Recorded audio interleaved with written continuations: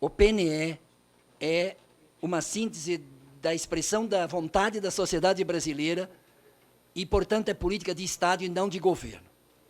Se isso é verdade, este governo, neste momento, tem que se submeter à sociedade brasileira. E essa decisão democrática que tem que cumprir a lei, ou não precisa cumprir a lei. Essa, portanto, é decisão política de governo de cumprir ou não as metas do PNE. E brigar, e junto conosco. O governo pode contar conosco aqui nessa comissão, né, Pedro? Aqui, para buscar mais orçamento, buscar mais dinheiro para viabilizar. Mas tem que ter decisão de governo. A ausência do ministro aqui hoje, que é o único seminário que não tem ministro aqui, dos 5 seminários, não tem o secretário executivo aqui, de 5 seminários, mostra e demonstra a grande necessidade de nós articularmos a sociedade brasileira para dizer que é política de Estado, e não de um partido, de um governo. Segundo lugar, como é que nós vamos envolver a sociedade brasileira nessa questão de monitoramento, Curi? Queria dialogar contigo. Tem aqui representante do Tribunal de Contas, tem 3 deputados estaduais aqui de presidente de comissões de educação que começaram a se preocupar com o cumprimento, e a Luciane falou em nome daqui, de nós fazermos um amplo processo de mobilização social junto dos estados.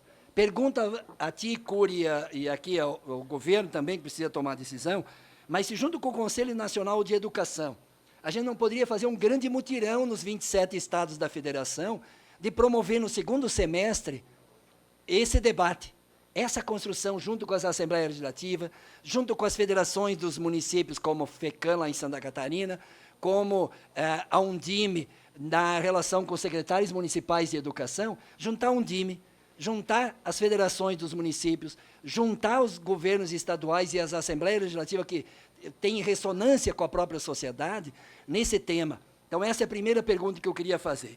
É juntar e continuar essa mobilização com a sociedade brasileira.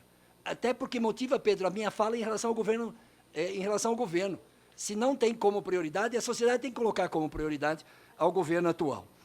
Segundo ponto, em relação ao financiamento, 2 aspectos que eu acho que tem o Fundeb, e a Dorinha estava aqui, o que os membros da mesa pensam sobre o Fundeb, que é para a educação básica. E tem a questão da educação superior, que é dos 5% para 7%, deveríamos ter 7%, e para 10%. O que a gente tem que sentir? Então, 2 perguntas aqui em relação ao financiamento. Se o presidente do INEP pode falar em nome do governo aqui, se a meta de 10% vai ser perseguida pelo governo atual. Porque o governo atual termina em 2022 o primeiro mandato, pois a democracia vai decidir. Ou seja, até 2022, a meta dos 10% é decisão e posição política do governo de perseguir essa meta ou não? A segunda pergunta é em relação ao Fundeb. Qual a percepção do Conselho Nacional de Educação, os demais membros aqui da mesa, do ponto de vista de atingir as metas até a meta 11,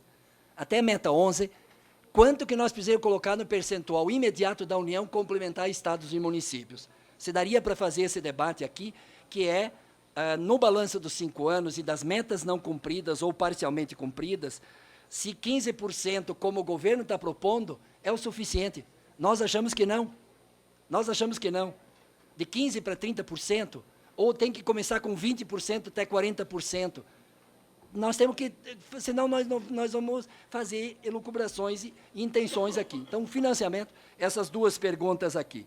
E terceiro, eu acho que está aqui a Margarida, tem tantos professores de universidades e tudo, essa relação e romper com essa dicotomia entre não vamos botar dinheiro na educação básica, não vamos colocar na educação superior, mas a formação dos professores se dá no ensino superior. O debate da EAD, nós temos que enfrentar, presidente. Nós temos que enfrentar o debate, se forma mesmo professores nesse setor, que tipo de exigência, se ensino e pesquisa e a convivência na construção de um professor, que faz a distância e como vira professor, depois que terminou a faculdade, ele vai para uma sala de aula conviver com alunos, que ele ficou 4 anos sem conviver com colega nenhum, cara. Tem alguma coisa errada que me angustia aqui. E eu estou dizendo que o nosso governo fez também, não estamos discutindo o governo aqui, nós estamos discutindo qualidade na formação dos professores.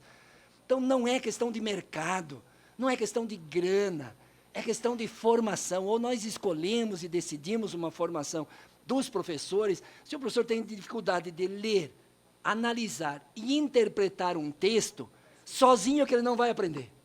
Eu não acredito.